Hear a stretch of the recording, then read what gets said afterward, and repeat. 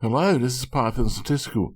In today's video, we're going to look at what drives the unemployment rate.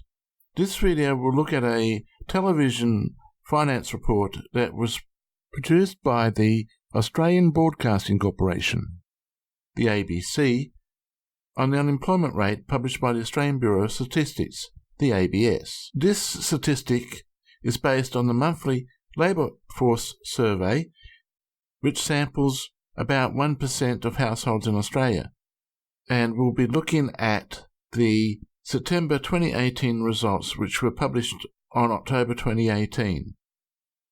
Let's watch as Karina Carvalho gives a summary of the results.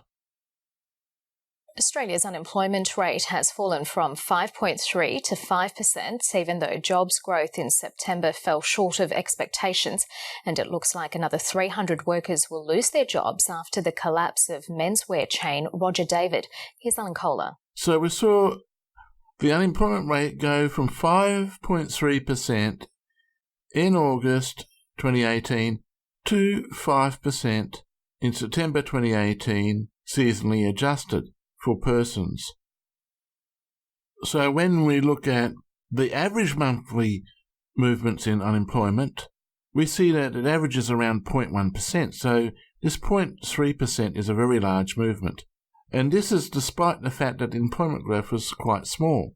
So this result is worth looking at. Well, the headlines say that unemployment fell quite a lot, from 5.3 to 5%, and so it did, seasonally adjusted. But the headline in the Bureau of Statistics media release is that trend unemployment was steady at 5.2%. So, which is it? Well, seasonally adjusted is where they adjust the raw data for things that happen every year, like holidays. The trend estimate is that figure smoothed out, and the statisticians say that that's what we should watch, but no one ever does. So Alan Kohler states that no one uses the trend-adjusted estimates. They all use the seasonally adjusted estimates. Technically, the seasonally adjusted estimate is simply the trend plus the irregular component of your time series. The irregular component represents one-off events like a storm, which may generate extra construction work in the rebuilding phase and therefore causing a drop in the unemployment rate. So basically, as I said before, the seasonally adjusted estimates is basically the trend plus the irregular. We can actually pull out the seasonal pattern that the ABS models using filtering methods such as X12 ARIMA. So let's run this Python code.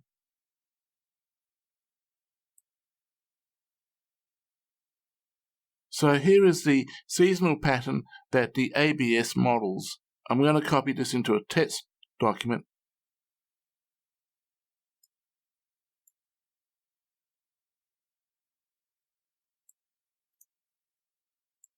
So to extract the seasonal pattern, all I did was divide the original estimates by the seasonally adjusted estimates, which is the trend and irregular.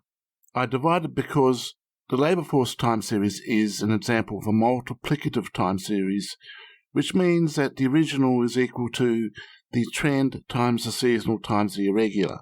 So that when we divide the original, which is the trend times the seasonal times the irregular, by the seasonally adjusted, which is the trend times the irregular, you're left with the seasonal pattern. So in the seasonal pattern, we see the seasonal highs and the seasonal lows for the unemployment rate.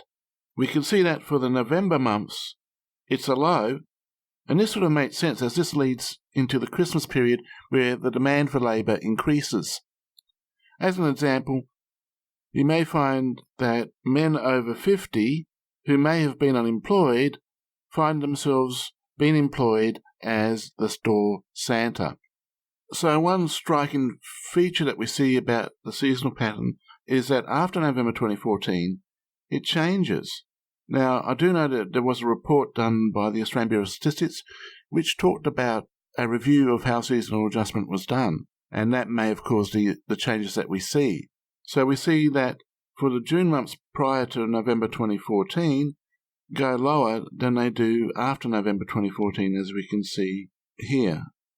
Also, the February peaks are lower after November 2014. It is possible that a change in the economy can lead to a change in the seasonal pattern, so it's in the realm of possibilities as to why this is different. In any case, the seasonal pattern gives us knowledge as to when it is a good time to look for work. What it doesn't tell us is the dominant industries where there is the demand for the labour, except for the lead up to Christmas when there is demand for older men in red suits. So which is it, the trend or the seasonal? Well, that depends upon how you intend to use these estimates. As an example, was last Christmas better than the current Christmas period? As we have removed seasonality, the variation we see is a variation not due to the repeating seasonal pattern. So if unemployment is lower in the current Christmas period, then we can state that this Christmas was better than last Christmas. This brings us to the trend. The seasonally adjusted estimates are great for making comparisons with the past. However, there is no guarantee that a better Christmas period will follow through with the next Christmas being better. So this is where the trend comes into it. The trend essentially smooths out the irregular in the seasonally adjusted estimates, and this gives us a better indication of the future direction of our time series. I have some Python code here that will plot the original trend and seasonally adjusted estimates on the same graph. It will allow us to compare these different estimates, and I'm going to go back to the period leading up to the global financial crisis and see some interesting behaviour. So let's run this code.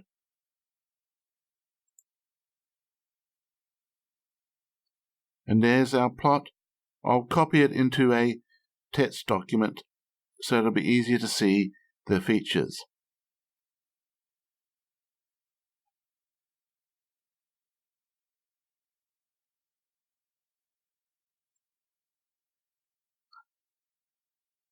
So here I'm going back to 2006, just after April, and we can see in blue is the original time series, and we can see that jumps around quite a lot. The green is the seasonally adjusted, and the orange is the trend time series. We can see that during the global financial crisis, that there were a couple dips in the unemployment rate in the seasonally adjusted to almost 4%, or this one did get to 4%. That was just before April 2008, and then we had another one just before October 2008. And in October, we had the Reserve Bank of Australia reduce the interest rate by 100 basis points, or 1%. So what we can notice here is that this drop in the unemployment rate did not predict the impact of the global financial crisis. As you can see, in this period here, we see a dramatic increase in the unemployment rate. And the interesting thing to notice is that in this period here, it's a straight line for the original, seasonally adjusted, and the trend series all are straight lines, almost agreeing with each other. So it's as if the monthly movements have become so large that the labour force survey is now able to accurately measure these movements. Another way to look at this is that the original and seasonally adjusted are agreeing with the trend, which is a straight line here. And this is the reason why the Australian Bureau of Statistics recommends that the trend be used for forecasting the future. So between this time point and this time point, we can see that there's a big enough difference that we are certain that it is a measurable difference, that it is a drop in the unemployment rate, that we have some confidence in actually being true. So in terms of this dramatic increase, we can see that sort of overrode everything. It was, global financial crisis was starting to impact Australia at that time. It pretty much is suggesting that if you have large enough movements, that the original trend and seasonally adjusted will agree with each other. And so this leads to something that no one looks at in a sample survey, and that is sampling error. The labour force survey is a sample survey that has sampling error. The irregular in the seasonally adjusted estimates contains this sampling error. So let's explain the concept of sampling error with the example of the car speedometer. The car speedometer has measurement error, and the police speed camera also has measurement error. It is the reason why you don't get a speeding ticket for going over the speed limit by 1 kilometre an hour or 1 mile per hour. The labour force survey is like a speedometer for the economy. It has measurement error in the collection of data. As an example, a respondent saying they are unemployed, but they forgot to mention the 1 hour of work they did for the family business. In addition, it has sampling error as it is a sample of households, as we don't collect data from all the households. The sample estimate we get is likely not to be the same as the true estimate obtained by going to all the households in Australia. So could it be that the movements in the seasonally adjusted monthly unemployment rate is actually sampling error? It makes sense that one-off events do not occur that often, so relying on the monthly seasonally adjusted estimates could result in economists either giving the economy a speeding ticket or a ticket for going too slow.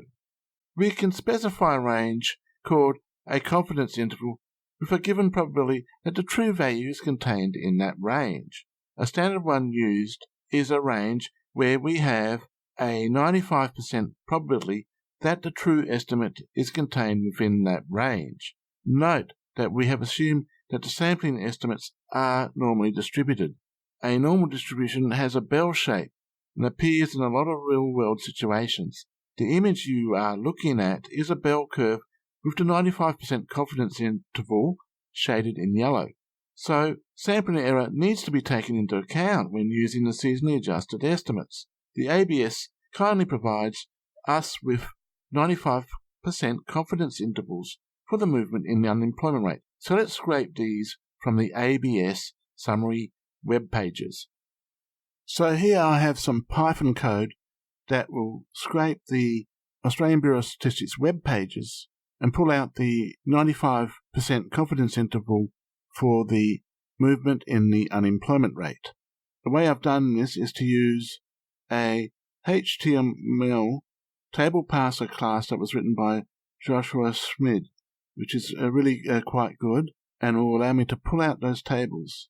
The other thing I had to do, because the URLs don't have sort of, standard naming conventions, they have this sort of code, I have to actually put that into a dictionary so that I can actually then grab the appropriate table for each month.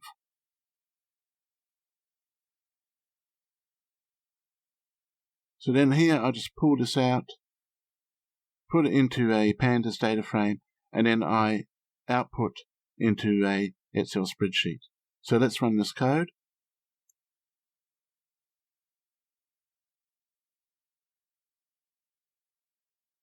So let's have a look at this in a spreadsheet. So it'll be easier to read.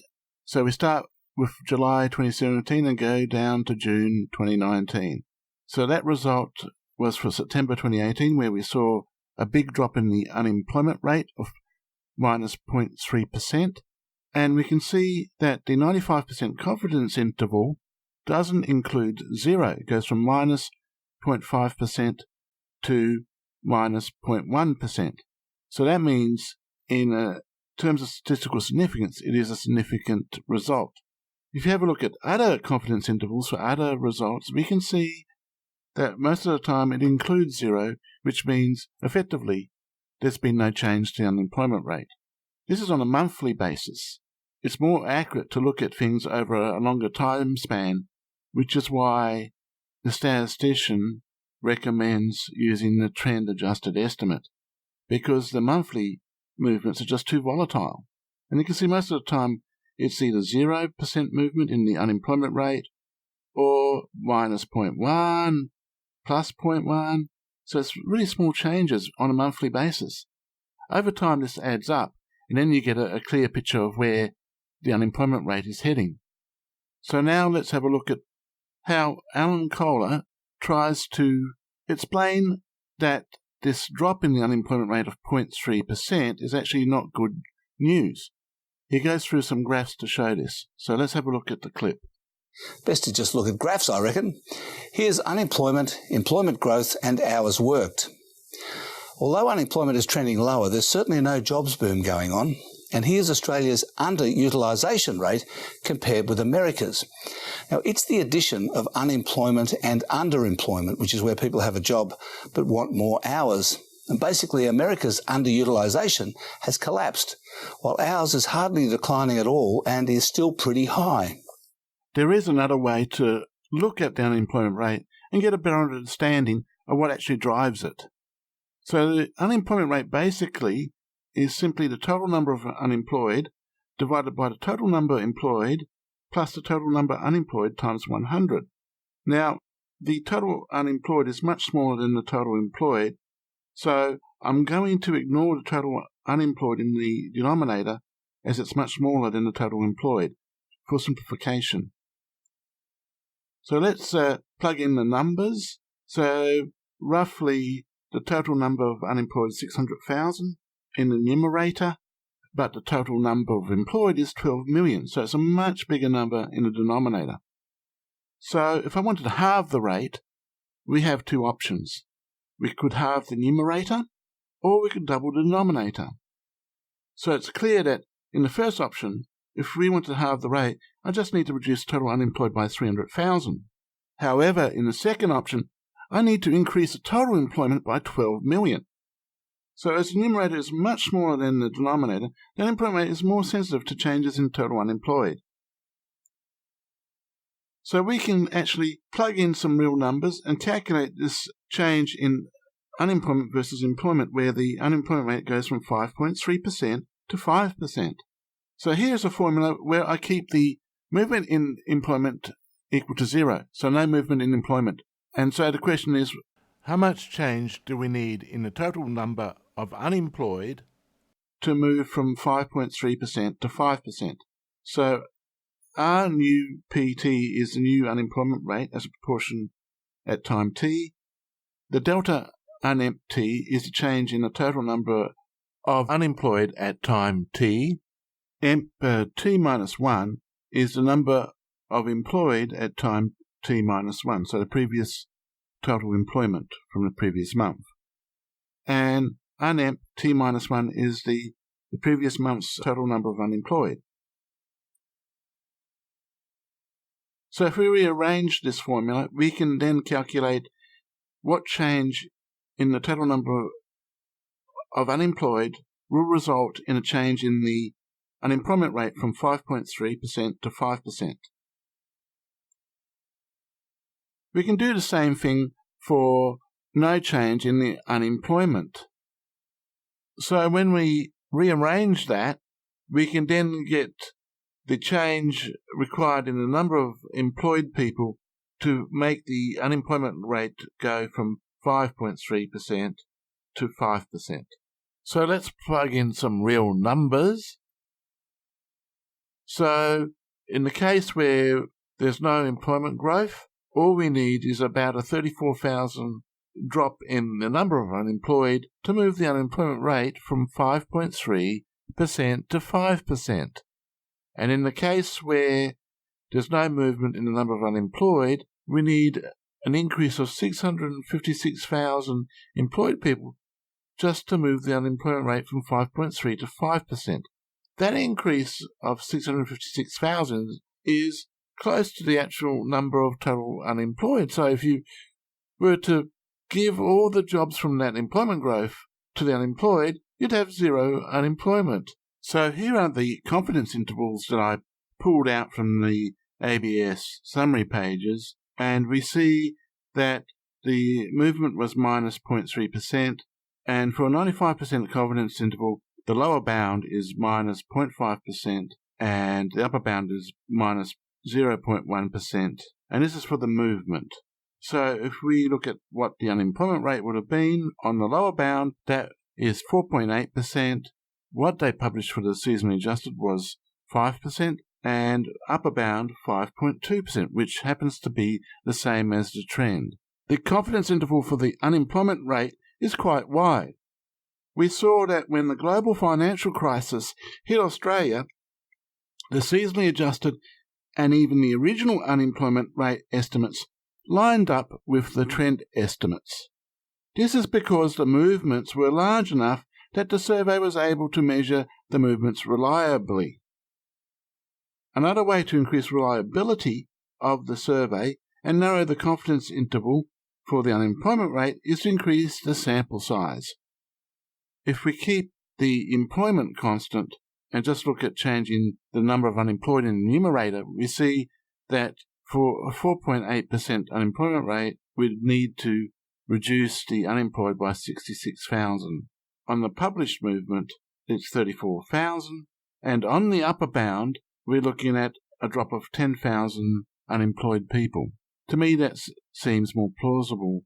So if we were to keep the number of unemployed constant, the change in the number of employed required in the denominator is quite a lot, as you can see, with on the lower bound 1.3 million employment growth required. On the published movement, it was 656,000. On the upper bound, with a minus 0.1% movement, we need employment growth of 193,000, which is quite a lot. So I've got to emphasize that this is a study in sensitivity of the unemployment rate. Obviously, if we had employment growth of 193,000, a lot of that would go to reducing the number of unemployed, surely. If that were to happen, and if we had, say, a reduction of 66,000, then our unemployment rate would drop to 4.8%.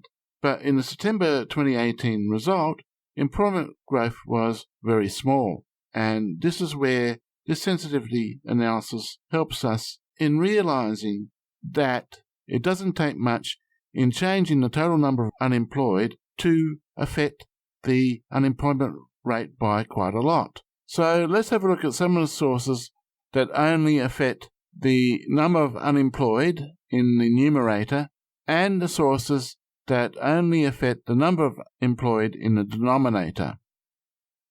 There are a number of ways the number of unemployed can change without large employment growth.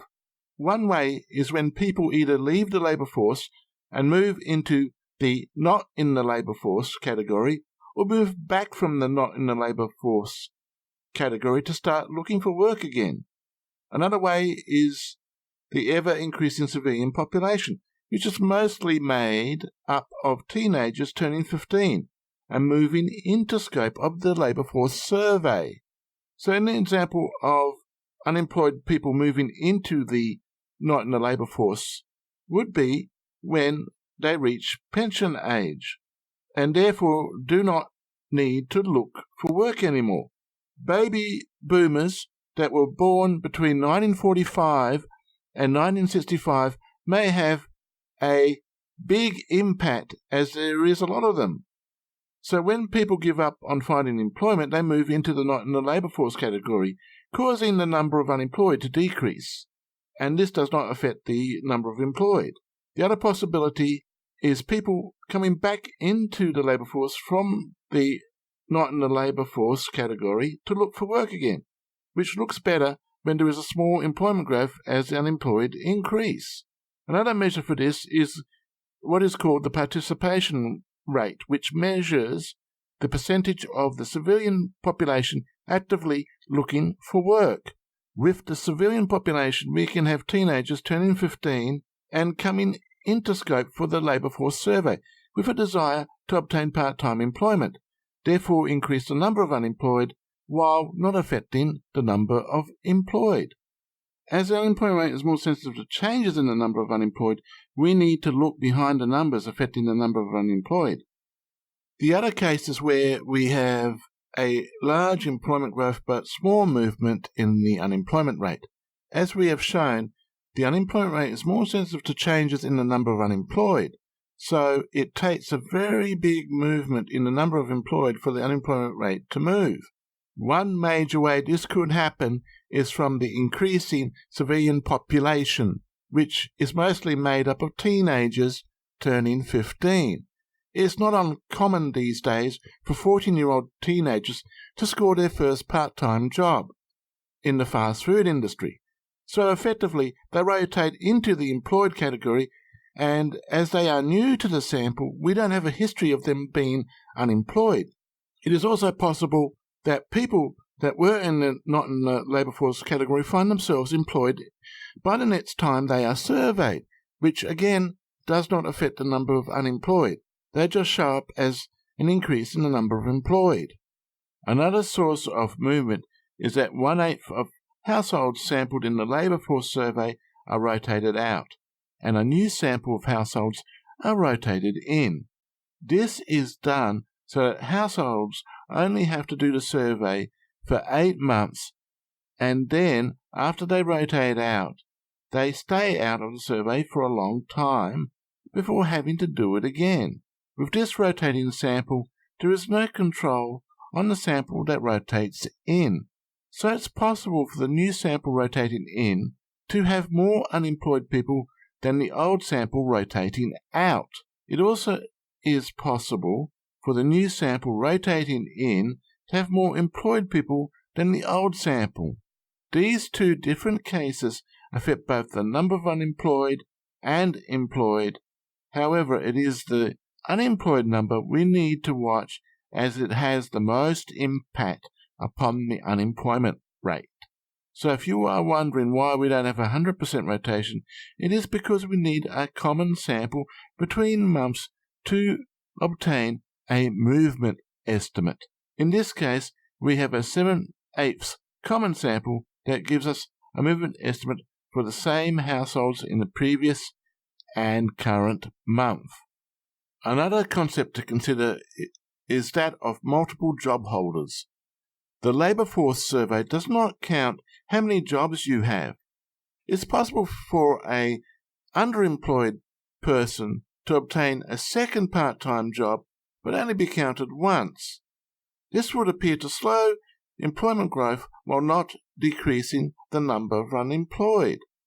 This makes sense, as the unemployed are missing out on these new part-time jobs. And we mustn't forget sampling error.